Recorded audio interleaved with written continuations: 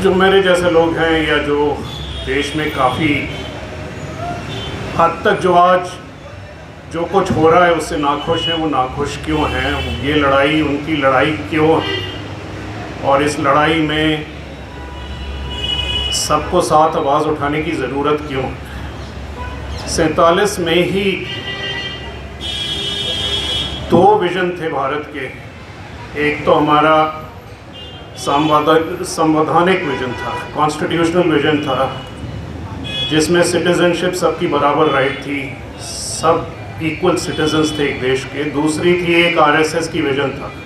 वो विज़न क्या था उन्होंने बार बार दोबारा दोहराया है, कहा है और आज उसे इम्पोज कर रहे हैं। वो विज़न क्लियर था कि हिंदूस, और उनका हिंदू से मायना ये है कि जो भी धर्म इस सब कॉन्टिनेंट में पैदा हुए हैं उनको वो सबको हिंदू कहना चाहते हैं। वो एक तरह के सिटीजन होंगे और बाकी खास करके मुसलमान, क्योंकि बार बार आरएसएस के राइज में मुसलमानों के अगेंस्ट जो प्रोपेगेंडा है, वायलेंस है और नियत है वो साफ रही है कि वो सेकंड क्लास सिटीजन रहेंगे, और उसी को वो इम्पोज करने में लगे हुए हैं और काफ़ी हद तक आज वो सक्सीड कर गए।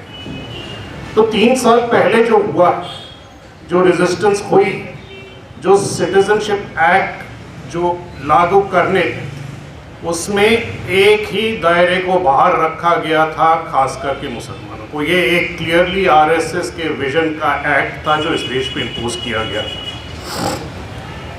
जो बीता है वहाँ पे, बात अलीगढ़ की, जामिया की, दिल्ली के नॉर्थ ईस्ट राइट्स की हुई है। जो कुछ हुआ है राइट्स नहीं थे, अगेन वो परपेट्रेटेड वायलेंस था जिसमें एक तबके पे दूसरे तबके का अटैक था, पुलिस की सहायता से, पुलिस के समर्थन से, पुलिस की मिलीभगत से।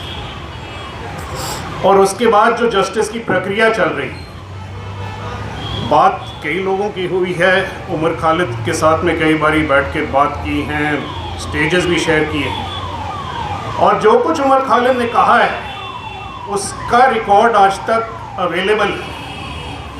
उमर खालिद ने अपने बयानों में, अपने लेखों में कोई ऐसी चीज़ नहीं कही है जो हमारे में से कई लोगों ने नहीं कही।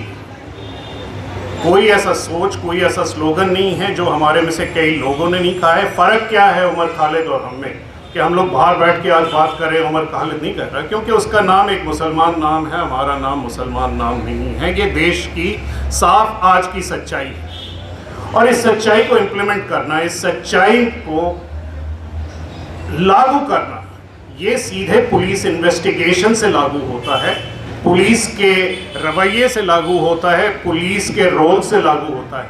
पर ये पुलिस का रोल, ये रोल ना आज से शुरू हुआ है, या ना 3 साल पहले से शुरू हुआ है, ना ये 8 साल पहले 2014 से शुरू हुआ है। इसको खास करके एक आरएसएस के वर्ल्ड व्यू में पूरी तरह से लगा दिया गया है।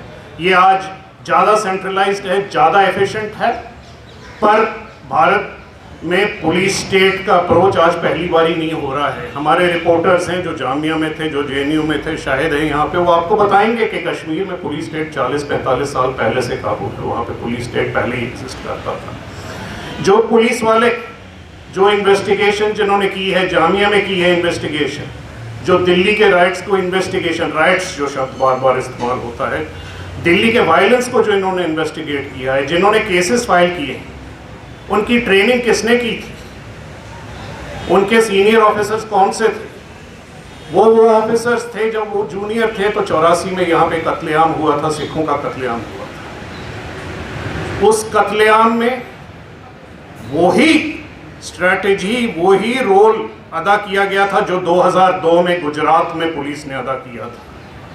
वो पुलिस वालों ने लोगों को निहत्था किया था, वायलेंस कैरी आउट किया था। जिन पुलिस वालों ने वायलेंस कमिट किया था उनके फ़ायदे हुए हैं अपने करियर्स में, जिन्होंने वायलेंस रोकने की कोशिश की थी उनके करियर पे धब्बे लगे हैं। गुजरात में 2002 ने मोदी सरकार ने, अमित शाह ने, आप बार बार जाके देख लीजिए रिकॉर्ड्स की, कि जहाँ जहाँ गुजरात में वायलेंस रोकी गई है, पुलिस ने जो काम किया है जो पुलिस को करना चाहिए था, वो पुलिस अफसर्स पे वो कार्रवाई हुई है कि उनके करियर खराब हुए हैं। जो पुलिस ऑफिसर ने दंगे होने दिए थे, दंगे में समर्थन किया था। गुजरात के, और आज भी बिल्किस का केस लागू है कि गुजरात में जो फायरिंग हुई थी, वो फायरिंग आप वो नंबर्स देख सकते हैं कि सड़कों पे हिंदू वायलेंस कमिट कर रहे थे, पुलिस फायरिंग में मुस्लिम मर रहे हैं। ये टारगेटेड फायरिंग थी, ये टारगेटेड किलिंग्स थी, ये नंबर्स किसी और तरीके से नहीं हो सकते थे। इस बैकग्राउंड में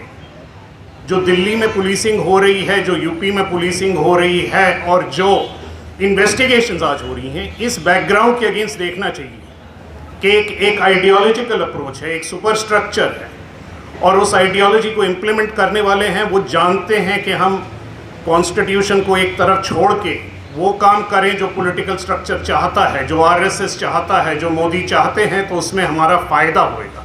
अगर हम कॉन्स्टिट्यूशनल रवैये में जाते हैं तो हमारा नुकसान होएगा।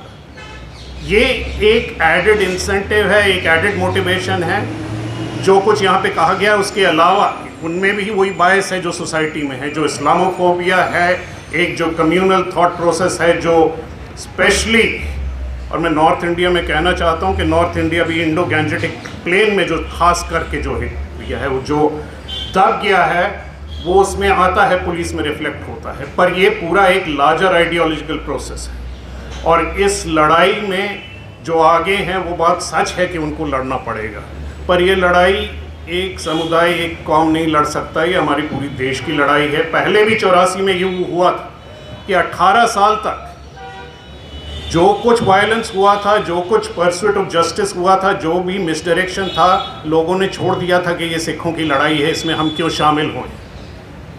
और वो गलतियाँ बार बार दोहराएंगे तो जो पहले हुआ है वो फिर दोहरा जाएगा किसी और कम्युनिटी के साथ, किसी और समुदाय के साथ, और हमारा इतिहास बार बार रिपीट करेगा अगर हम लोग सारे साथ खड़े होकर ये नहीं कह सकते कि जो हो रहा है गलत हो रहा है और जानबूझ के हो रहा है, और इसमें एक आरएसएस की आइडियोलॉजिकल प्रोसेस का इम्प्लीमेंटेशन